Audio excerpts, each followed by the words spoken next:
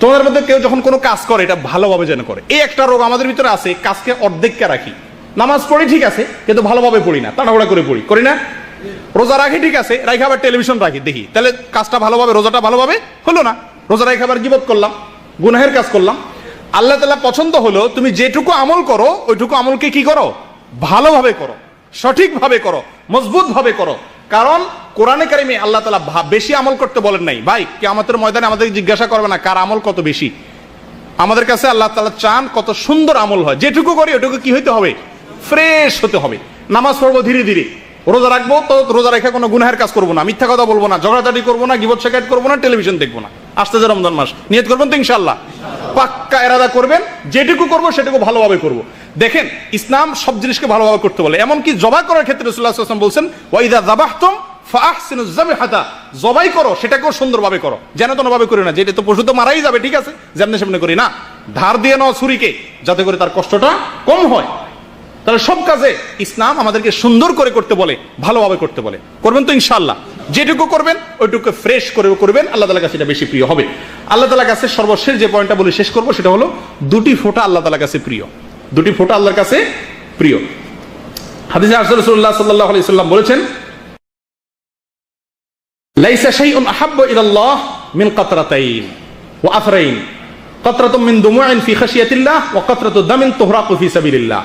দুই ধরনের ফোঁটা মানুষের শরীর, এর পানি, যে চোখের পানি আল্লাহর ভয়ে মানুষের চোখ থেকে বেয়ে পড়ে, এটা আল্লাহর কাছে অনেক প্রিয়। ভাই আমাদের অন্তরগুলো পাথর হয়ে গেছে, আল্লাহর ভয় আমাদের চোখে পানি এখন আর আসে না,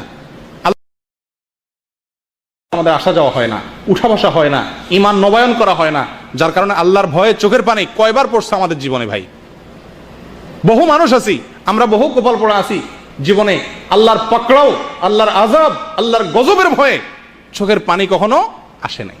মনে রাখবেন চোখের পানি আসা এটা সৌভাগ্যের আলামত। হাদিসে আসছে দুর্ভাগা, কপাল পোড়া, জাহান্নামী হওয়ার আলামতের মধ্যে থেকে একটা হলো চোখ শুকিয়ে যাওয়া, চোখে পানি না আসা। আল্লাহ আমাদের সকলের অন্তরগুলোকে নরম করে দেন। আল্লাহর ভয়ে যেন আমাদের চোখের পানি আসে, আমরা যেন আল্লাহর কাছে ক্ষমা চাই, আল্লাহর আযাবের ভয়ে যেন আমরা ভীত থাকি, এবং সেই ভয় আমাদেরকে অনেক দূর নিয়ে যাবে। প্রিয় দিনী ভাইয়েরা, জীবনে বহু কাঁদা আমরা কেঁদেছি, বহু চোখের পানি আমরা সবাই ফেলেছি।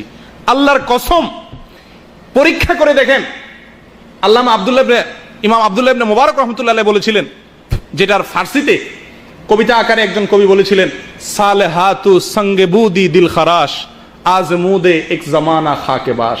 সারা জীবন তো পাথর হয়ে কাটালে গো, একটি মুহূর্ত জীবনের মাটি হয়ে দেখো কত মজা। বিশ্বাস করো, পাথর হয়ে কাটানোর মধ্যে মজা নাই, স্বাদ এবং সমস্ত মজা হলো মাটি হয়ে কাটানোর মধ্যে। শক্ত হয়ে থাকার মধ্যে মজা নাই, নরম হও, চোখের পানি ফেলো, আল্লাহর কাছে মাপ চাও। আমরা দুনিয়াতে যত কাঁদা কাঁদি, কোনো ব্যথায় কাঁদি, কোনো বিরহে কাঁদি, সে কাঁদার পরে দেখবেন শরীর ভার হয়ে যায়, অস্থির হয়ে যায়। আল্লাহর কসম, পরীক্ষা করে দেখেন, আল্লাহর ভয় অন্তরে জাগ্রত করে যদি চোখের পানি ফেলতে পারেন, সেই কাঁদার পরে দেখবেন মন, মস্তিষ্ক, কল্ব, অন্তর, মাথা সব ফ্রেশ হয়ে গেছে। আল্লাহর প্রিয় কাজগুলোর ভিতরে একটা হলো তওবা করে আল্লাহর ভয়ে ভীত সন্ত্রস্ত হয়ে নিজের গুনার কারণে চোখের পানি ফেলা।